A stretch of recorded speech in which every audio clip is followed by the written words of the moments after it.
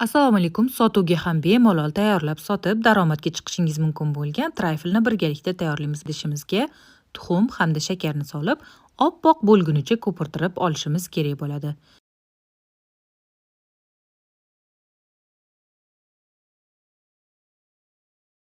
Oppoq bo'lgach, smetanaga chayni soda hamda razrxichelni qo'shib, aralashtirib solamiz. O'simlik yog'i bilan birgalikda 1-2 aylantiramiz.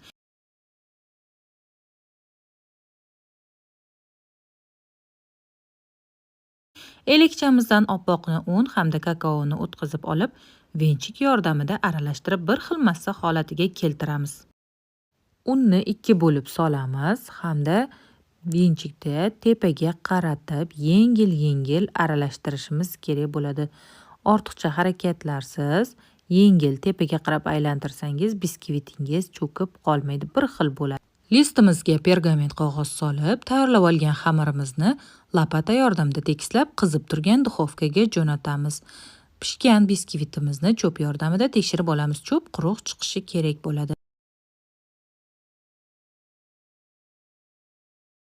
Pishgan biskvit xamirimizni bo'laklarga bo'lib, sovutishga qo'yamiz. Juda ham yumshoqqina mazali biskvit bo'ladi.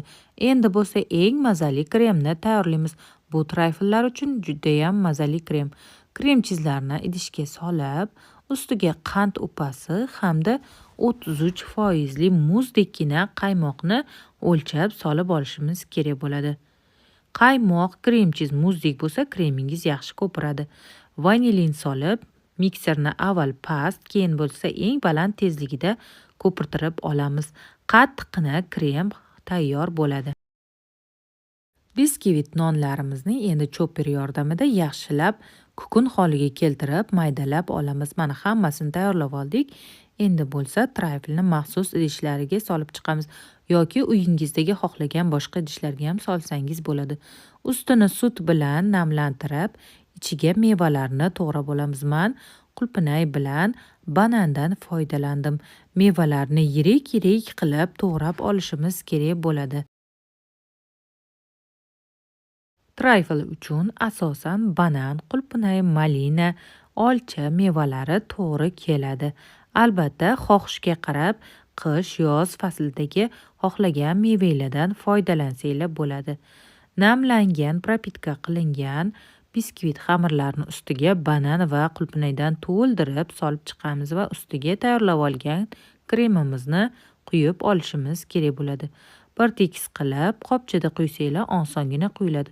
Ustilarini tekislab, shokoladni qaymoq yoki sutda eritib olib, ustiga quyib chiqamiz. Men qaymoqda shokoladni eritib oldim.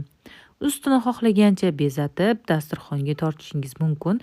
Sovutgichda 5-6 soat turish esingizdan chiqmasin. Juda ham mazali, og'izda erib ketadigan, yoshu qariga birdek yoqadigan trayfellarimiz tayyor. Albatta, sizlar ham xuddi shu usulda tayyorlab ko'ringlar. Yoqimli ishtaha.